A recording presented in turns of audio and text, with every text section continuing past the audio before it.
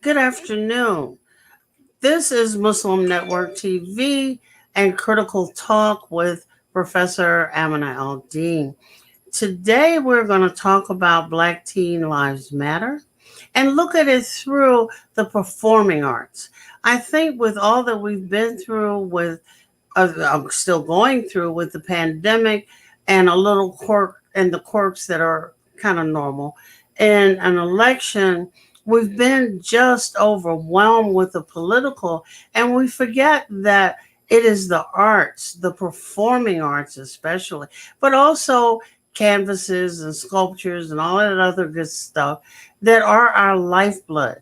They are the true, in my estimation, a kind of reflection of where we've been, where we are, and the possibilities for a future. And at Silk Road Risings, there is a project on Black teens, which is just really critical. So today, let me shut my mouth.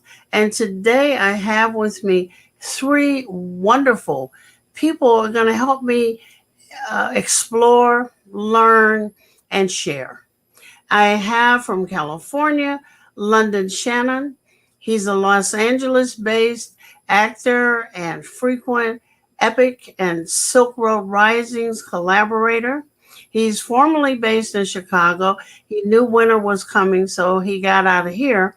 He has worked with the Goodwin Theater, a Red, I'm sorry, a Red Orchid Theater, Victory Gardens Theater, and many others. Storytelling is his passion. So we're going to hear just a little snippet of that. I also have with me Jarrett King. Jarrett is an actor, writer, and educator based in Chicago. Performance credits include roles at theaters across the country. As a teaching artist, he has worked with Silk Road Rising, Chicago Shakespeare Theater. I'm in all the Shakespeare mess, Auditorium Theater, Bravo Performing Arts, and so on. Long set of credentials.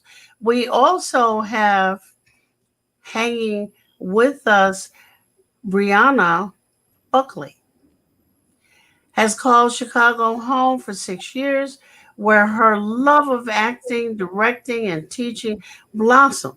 Looking ahead, she hopes to create more work, great, that uplifts. We need it like yesterday.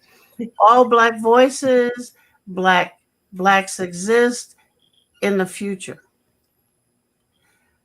I'm sorry, let me add to that. And she's represented by Gray Talent. For those of you who got 5 cents and want to call on her, I'm getting her for free. I just thought I'd let you know. I know that we have a little bit of a bifurcated show, so I'm going to get right in it. And I want to know, where did the idea for this Black Teens project, where did it come from? Whoever can tell me, tell me.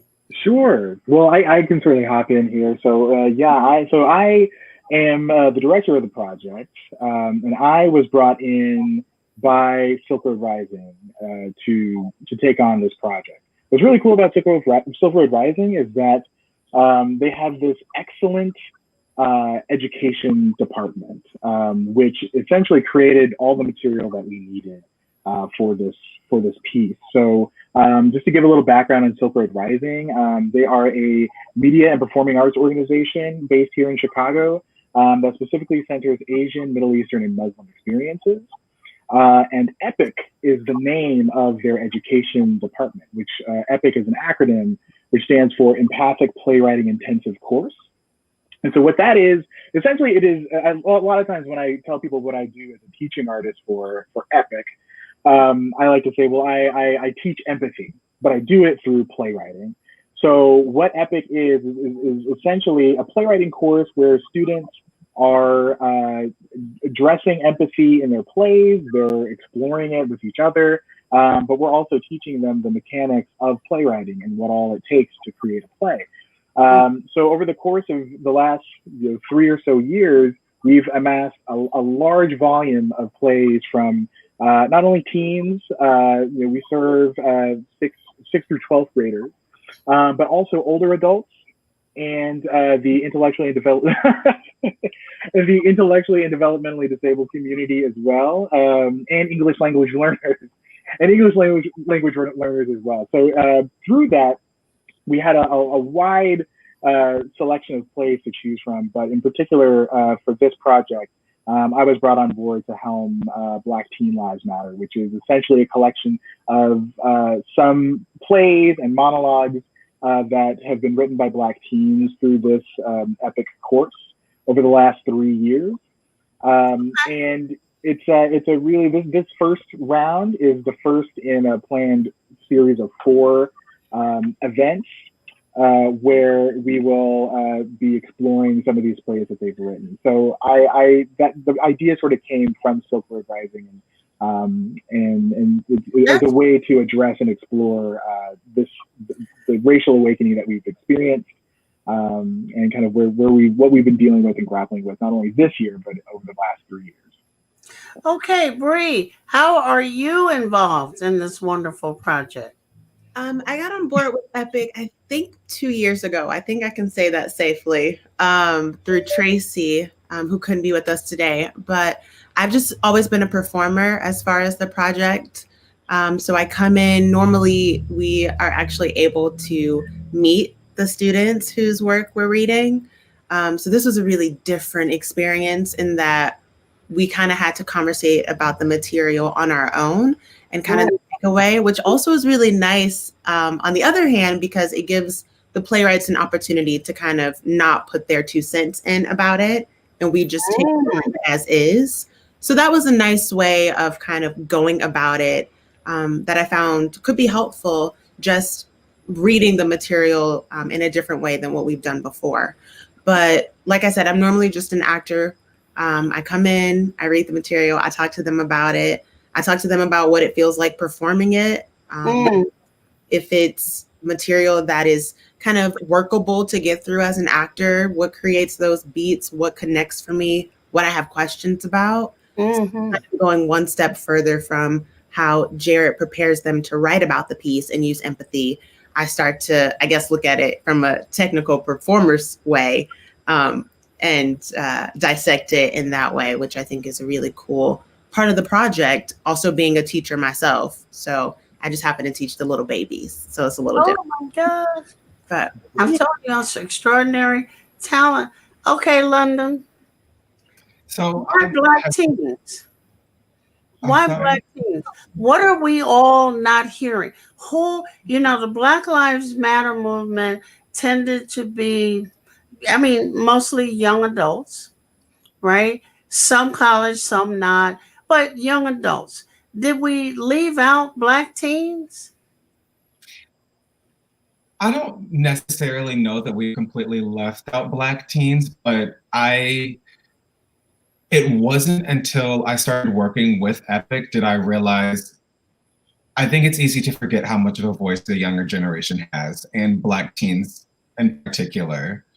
And as literally as young as like 12, 13, like the baby teens have just as much of a voice as the people that are kind of heralding the Black Lives Matter movement. And I think it's important that we're able to highlight those voices,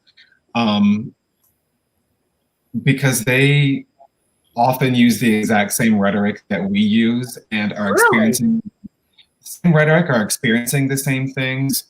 And I remember when I first started working with Epic, I was like, this blew my mind that these kids, one, just how much these kids experience, because they're putting their lives into this work and putting their lives into, whether it was a monologue they were doing or an entire like mini play that they were doing, it all was coming from experience.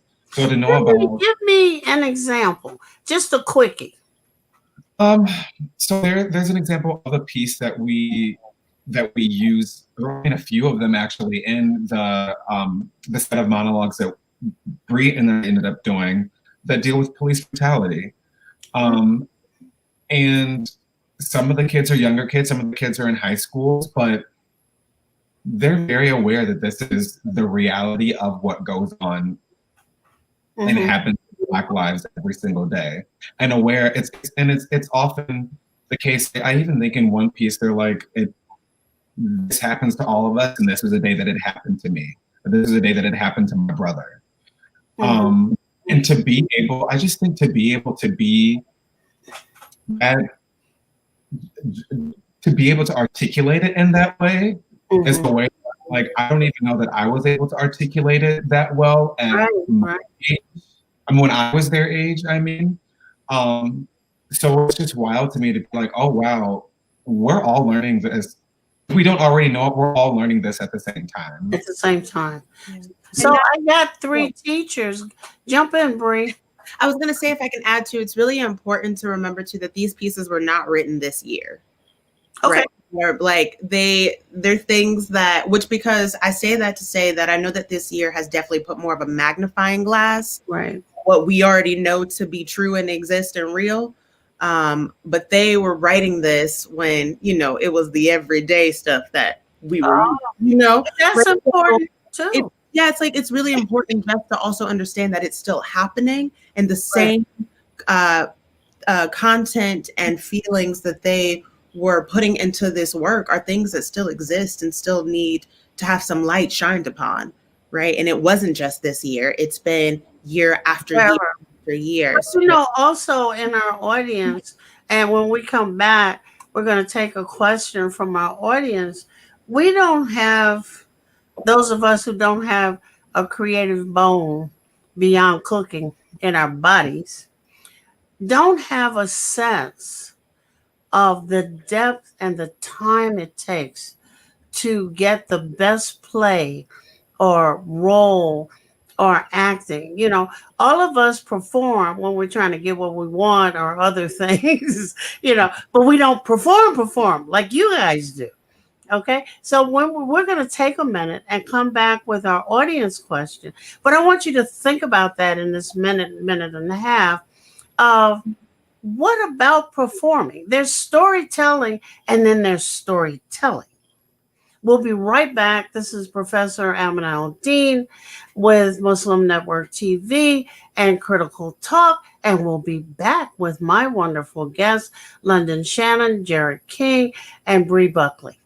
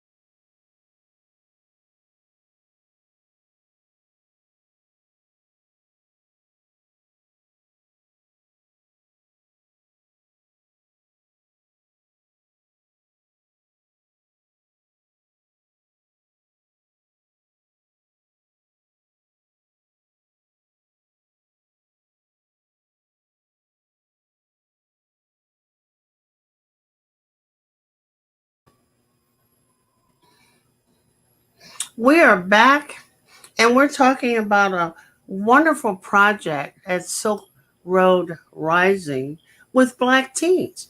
And I am talking to 3 performers, educators, off the chart people. Now, back to my question. When I'm watching TV, like you see, let me think of somebody that's Richard Gere. Richard Gere is always Richard Gere. I don't personally think he can act, but that's irrelevant. He's always freaking Richard Gere. Then there are other actors where they are absorbed into the role and they change with the role. Now, I'm not sure. I don't have a clue as to what one calls that. School me a little bit, but I don't even know how y'all memorize all the darn lines. And I know Bree can't stay with us forever, so I'm going to ask her for. It's too many lines. Well, this is how I think about it when people, because I feel like that's an often thing. To me, that's the base. That's like a doctor just knowing all of the parts of the body, right? Like that's just an automatic thing that it's like that comes with the job already that you're gonna have to figure out how to get in your back pocket. I have to know what this is. Right. It's just a technical element that really does not have anything to do with the creative process. It only allows you to be a little more free in your process when you're working if you do know the language a little bit more. Personally, I think that's all that really is when it comes to line. Oh, okay. Yeah. Yeah. I think performing, though, to be able to transform yourself into someone else, I think there's a bunch of different ways in which one does that, right? From voice to your body. I'm a big people watcher. I know that's kind of how I started to help myself develop, to kind of get out of my own self and figure out how does someone else walk? And when they walk, what does that look like? I wonder what that feels like in me, because I know I don't walk like that. Oh, that makes me yeah. Right. So it's really another part of empathy, or trying to figure out what it's like to be in someone else's shoes that feels differently from you, and how break your body apart to see what's similar and what's not, to create that character, which there's so many other things I think that can be layered on top of that. But just as a base, that's that's kind of how because while you were saying that, I was thinking I can tell Denzel Washington's walk 17 blocks away, but he's managed to take the rest of him and transform it. Do you know what I'm saying? Mm-hmm. And until he walks, as long as he doesn't walk, if he's sitting, he's cool, but if he gets up, I know who it is. I don't care what they do with the makeup or anything else. Jarrett, you're smiling and nodding your head. I just agreeing. I think I think Denzel, you're absolutely right. And it's interesting because you say that you don't feel creative, but I think that I think we all understand creative, no matter what. And if you're an actor, if you're a writer, if you're an artist, visual artist, I think it's just something that we as humans just innately understand. That there's a certain element of craft that goes into all of these different professions, and acting is no different. Yeah, absolutely. A quote that I love, and I think is a really great descriptor for acting, is that so it goes that acting is the most deceptive of all art forms because at its best it is invisible. So what that means is just like if you're doing it well, you can't tell that I'm acting. Exactly. Like you can tell I'm not acting. This is me. Yes. Right. This is all 100% you. Yeah. But and that's what we strive to do in our job is to really represent a character as realistically as a real human person, which is different from some other art forms where with visual art you can really see the technique, right? The way that they shade it. With music, you hear a trumpet solo or guitar solo, and you just like can hear the technique. But with actors, it's like you have to kind of vary all of that a little bit and just be the character that we're asked to be. So it's a fascinating profession. It is. Londen, add to it. I mean, definitely. I was just thinking about what Brianna was saying about the different ways that characters. But something that's really big for me is the walk and the shoes. Like often in a rehearsal process, I will ask for shoes very early because they will completely inform how I move on stage or move. I never thought of that. It's weird because I'm really not a shoe person, to be honest, but I mean that's something that very much that makes sense. This is how I'm going to be moving through this. I can, and from there I'll be like, I can decide where's my voice going to be for this character. I don't know what it is, but for me, that's always like the first. Aside from what she said about memorizing lines is that's just. I mean, I feel like there's no other way to say it. Like it's like a doctor knowing the parts of the body. Memorizing. But the character but the doctor doesn't have to memorize. Additionally, the gestures, the facial expressions, and the do part of whatever it is you're doing. But they do have to figure out how to get in certain parts of the body and keep their hands steady. Like there's still, even though I think it's different techniques, all crafts are going to have a certain technique. Like I can't go in and think that I can be a doctor just because I know how to memorize these lines. I can go in and act like one, but when it comes to some of that on TV there, you know, like it's different because I don't have that specific technique. I have the ones to get through that, but that's because that's what I know. So I think it's truly just, it's really just about learning the technique of what something is and what's required, and then kind of coloring in the lines after that with walking. You know what I mean? Like walking and. Well, that's really important. Getting those shoes. Yeah, that was. I would never. Let's take one question, Bree. I know you have to leave. Of course, I will try to encourage you to stay, but I know you have to leave. Okay. Amina Mitchell, in our comments from viewer comments, says, can young people sign up now for the EPIC program? Jarrett question. Yeah, I'll take that. Well, yeah. So EPIC exists and currently exists in Chicago Public Schools. Obviously, I cannot speak for the organizations, trying to sort of reach into the digital space and do things with people all over the place, as some people have tried to do.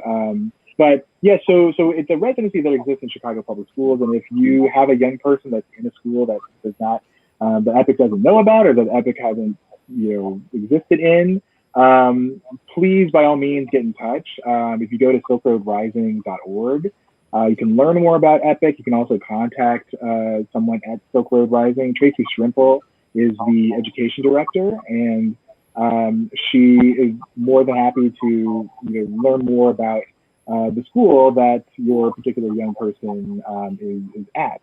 We do also do some work outside of schools and extracurriculars. Of course, this year is a very different year from most. But I would just recommend getting in touch through silkroadrising.org and inquiring about sort of different offerings that we have. So yeah. You got some more time for me, Bree? Or are you chomping at the bit to get away from me? I got 5 minutes. Yay! Okay. So how do you go through the process of selecting students that you really see have talent? I can see myself showing up and say, we love you, Amina, but I'm sorry. So how do you select the people? So that's not a part of the process that I deal with when it comes to EPIC. I already get the materials already done. I'm just asked to do the material, read the material and perform it. Okay. So I think that would be a Jarrett question and knowing. Yeah, I can certainly. Yeah, I can certainly speak to that. Yeah. So, the way that EPIC works is it is a residency in schools, and again in sort of some organizations outside of schools.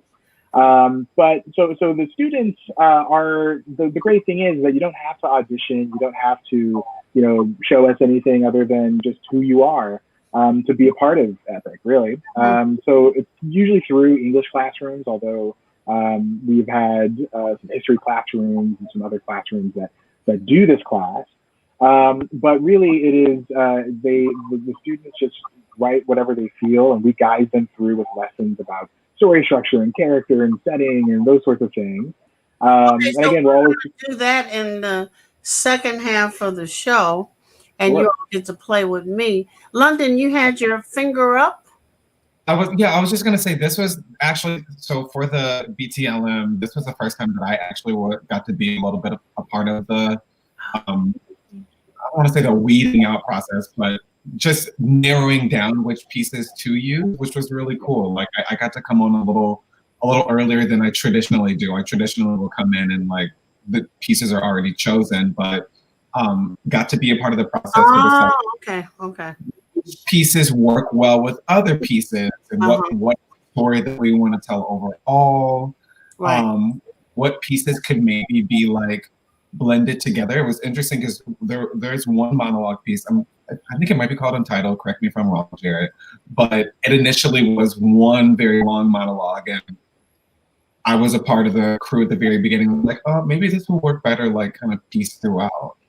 That's another kind of process. Yeah. So like the composition process, kind of just deciding, like, I guess what is the story that we want to tell and what pieces work best for that, which was really cool. I'd never done that until the process. Wow. Yeah. Or we're going to take another short break. Bree, who I know is hating leaving me, is leaving me. And we'll be right back. I want to go into both the art of screenwriting, a little bit about the art of some more digging on the art of acting, fictional characters versus historical characters. This is Professor Amina Al-Din with Muslim Network TV, and I'm the host of Critical Talk. I am having a great time with Londen Shannon, Jarrett King, and Bree Buckley, who has to run away from me right now. And we'll be back.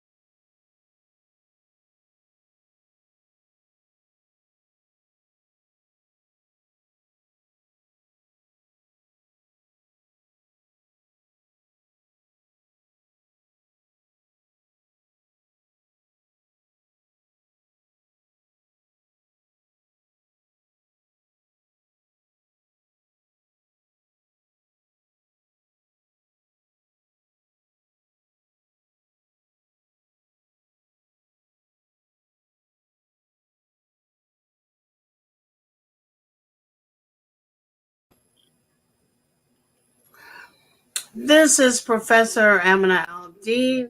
I am fortunately again with Londen Shannon, Jarrett King, who are working on a project on Black Teens Lives Matter, which I'm exploring as a way for us to learn more about the art.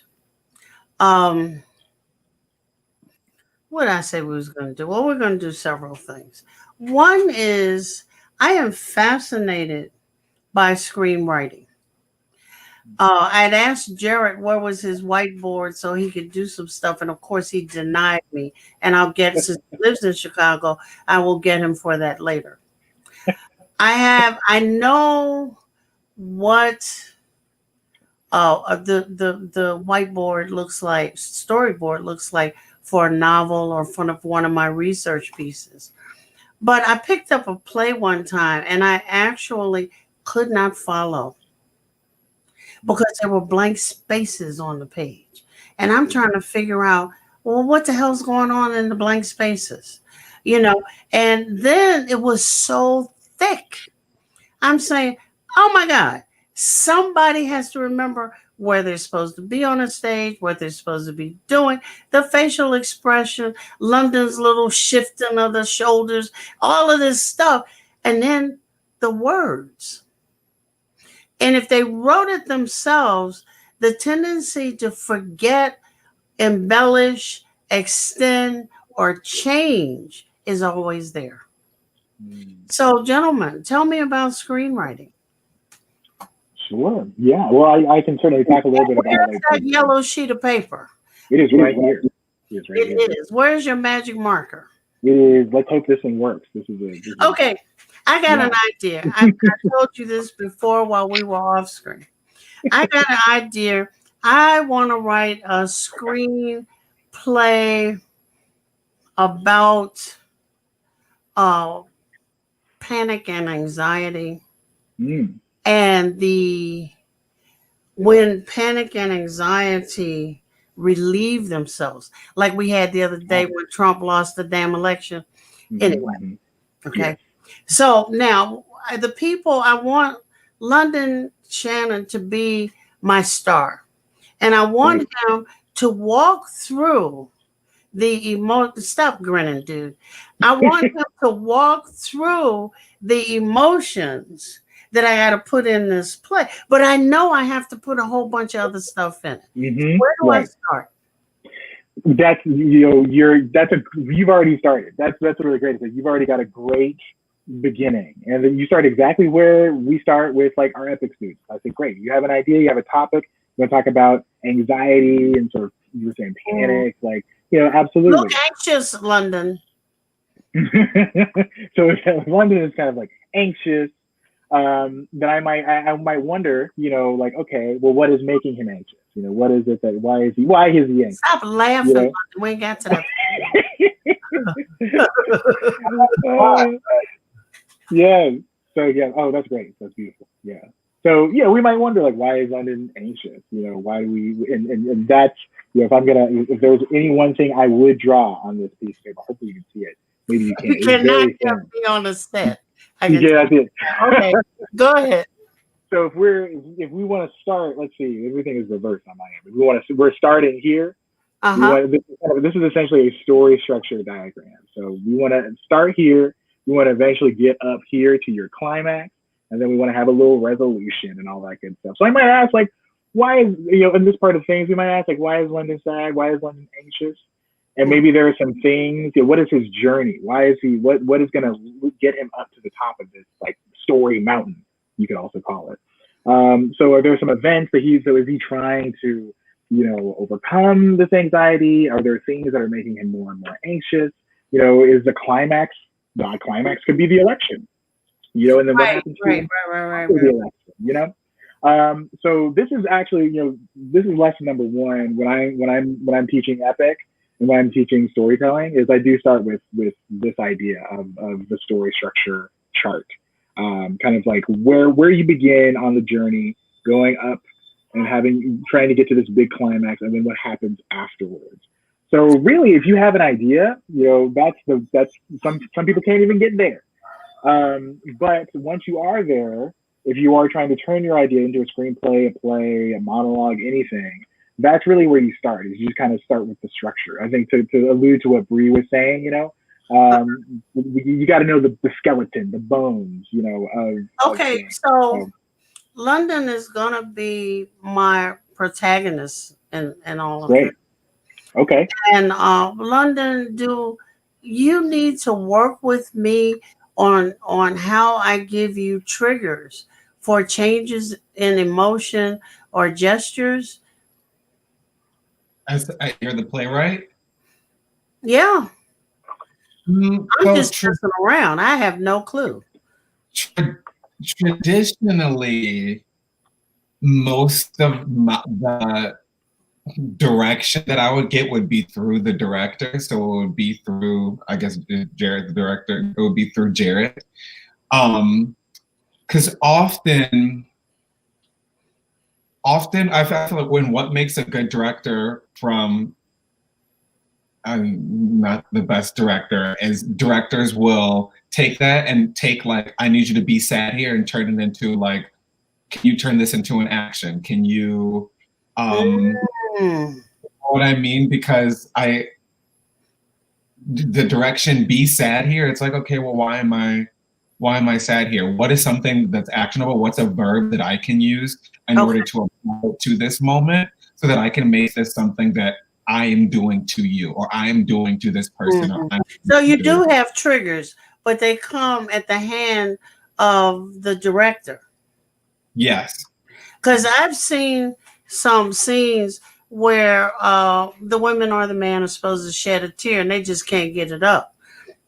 So I'm knowing that that director didn't give them enough, didn't find out what it's doing. I'm going to ask you to scoot over a little bit, Londen, because I can't see all of you. Okay. Because I know, and it was funny, I'm messing with you. You're trying to be anxious, but a part of anxiety is the laughter. Mm-hmm. You know what I'm saying? That unconscious, crazy kind of laughter because you can't hold it no more kind of stuff. But let me go to one of these questions. What about I want to know, before I go to that question, let me ask this.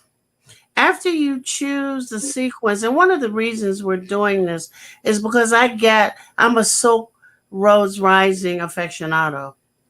And I have seen some things on stage, and I'm not sure if the direction is bad or if the actor just can't pull it off.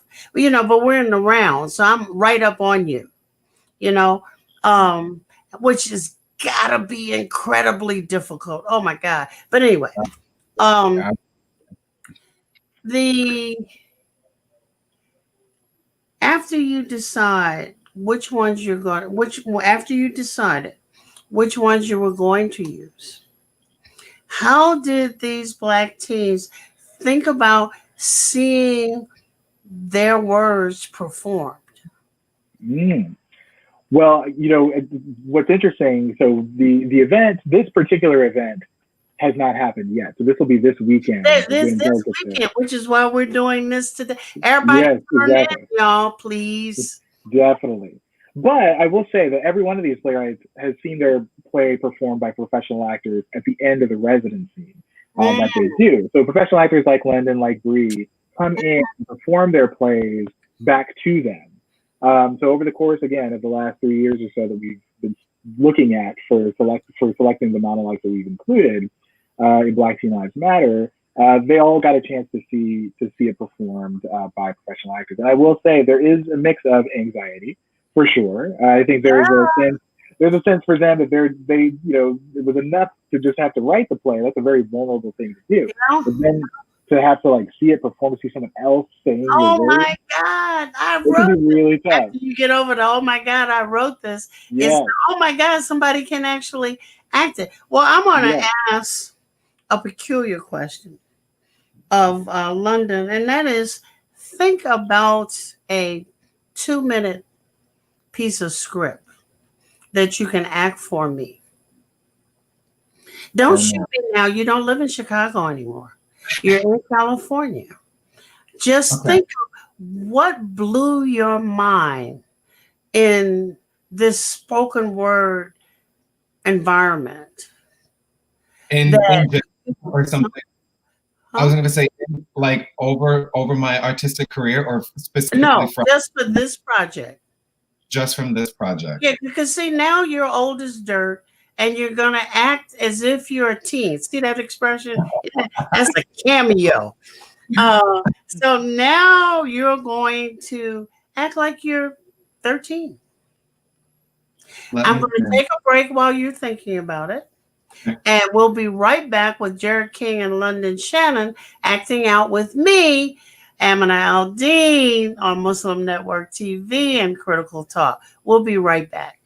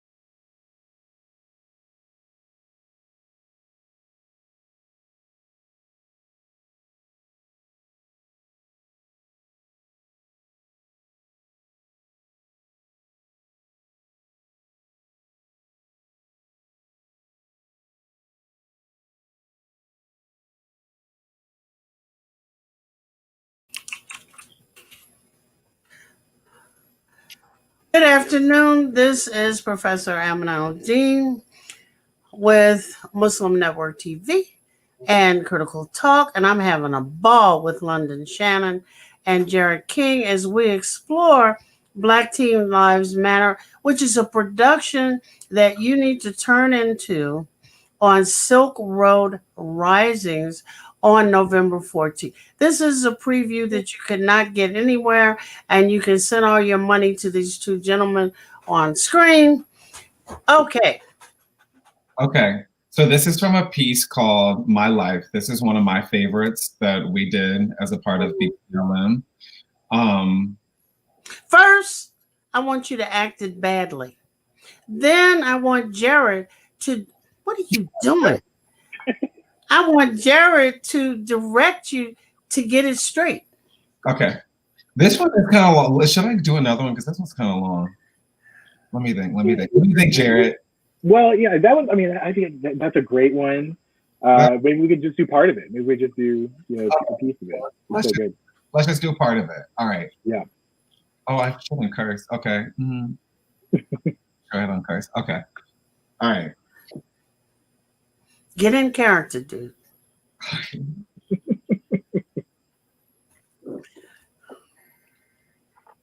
I'm going to tell you the truth and nothing but the truth. I'm going to tell you where I'm from, Chicago. They're my roots. I'm really fighting for my life like almost every day. I remember growing up watching them sell Ye. Now I'm 17. I swear this stuff ain't the same. I want to erase all the memories straight out my brain. Nowadays, it ain't even safe to take the train. Remember that gangbangers trying to hit a stain? Hey, I promise, I just want to get up out the way. Get this money, move my family to a better place. This crime is unbelievable. It leaves me unspeakable. Every day I go out and wonder if they're beatable. I even get scared sometimes to go around the block because you never know who could pull up and get shot. And what's up with the cops? Right now, they don't act like the cops. Shooting little kids just because they come from the block? I really get scared sometimes because I got the fam and I don't want to go and lose someone close again. Where's our protection? It's not even here. But I hate that I have to go and live my life in fear. I feel bad for all those who lost their kids this year. Imagine what their moms go through. It's not even fair. In a way, this is the mayor's fault too. There's a white cop killed a black guy and got loose. They just follow like a goose. Man, this is unacceptable. Committing crimes like a double? Want to help to get right. So I pray to God at night and hope it'll all be all right. Now you know I got to hear the rest of you got me hooked, line, and center. I got to roll with the punches here. Jarrett, as a director, yeah, what would you do?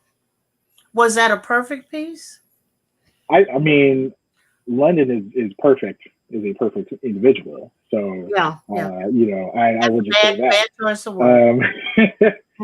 But no, I mean,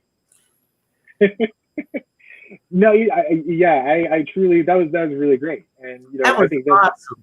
That was awesome. Yeah, and my job then is to just kind of take that and see how myself and Lenny can work together to like make it even more awesome. And whether it's like trying out, and a lot of times, as a director, you're really kind of experimenting with a few different things. So we would try it again and do it slower. Maybe like try this part a little faster, or like try this part with this sort of intention, and try this part with this intention. The great thing is that we have the luxury of having a rehearsal time, and that's what's really great about theater. And what was great about this project is we got to rehearse and try a bunch of different things. And that's a really crucial part of my job as a director, London's job as an actor, is getting to try new things, take risks, fail, and then try again, and until we get something that we think is like what we want to present. So that's the fun part of the process for me. Well, London's pacing was awesome.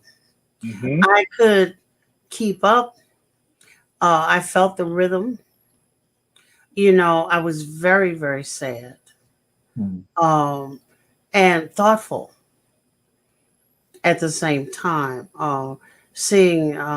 Hearing a young person tell me about their lives, and hearing an old man like Londen play pretend that he's, 13 was just fantastic. Because see, that's that I can move. I'm looking at him. I know he ain't 13. you know, but there was something in the way he pasted the persona and everything. He could have been 13. Yeah. That is craft and skill that I, of course, will never know. But I mean, it is just awesome. And I hope everybody listening watches Black Teen Lives Matter because we get to see it again.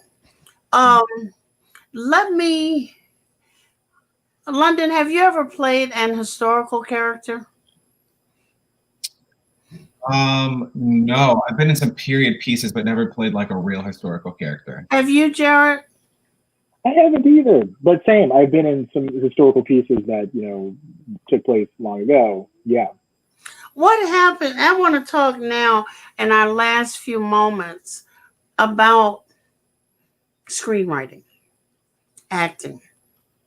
Number one, I hear that there are these screenwriting courses online, which to me is suspect, but I'm not a screenwriter, so I wouldn't know. Are they suspect? Are they good? Are they some that you would choose over others? It's funny because Jared and I have, the last time we talked for kind of a while about screenwriting. Yeah. I just recently got into screenwriting this year, and it, for me, has felt like something that I had been working up to. I didn't even realize I had been working up to it. And once I started doing it, I was like, oh, this is an alignment thing that I've done since I couldn't even tell you. But I started taking classes at Second City, actually. Started taking classes at the beginning of the pandemic at Second City. I started taking their screenwriting 101 class. And it got moved to an online platform, and my class was one of the few classes that was able to continue on due to the ability to teach screenwriting being an on-writing class platform. So Second City in Chicago, I really loved the class that I took with them, and I was able to get a lot. I think coming at it from a perspective of art, having been an actor for professionally for 5 years now, it's like I had a lot of things in my wheelhouse from like being on the other side. I've read a lot of scripts. So I kind of came into it with that background and with a little bit, I don't want to say an edge, but. So Second City has its own online screenwriting program? Yes. But how is all of this for those of you, how is it for the Black actor, the Black screenwriter, finding opportunities, making opportunities? I mean, I will say I took the screenwriting class for free. I got a scholarship to take this class, and it was a scholarship for minorities. Something that I simply applied to, and I got it within like 2 or 3 weeks, and that was one of the courses that they offered. And right now, specifically, there's so much outreach. There's a really great program called Raise the Percentage, which is all about raising the percentage of Black. Say it again. It's called Raise the Percentage. Okay. All about raising the percentage of Black writers on scripted TV shows in Hollywood, and raising the percentage of why can I think showrunners and just people on the other side of the screen in Hollywood.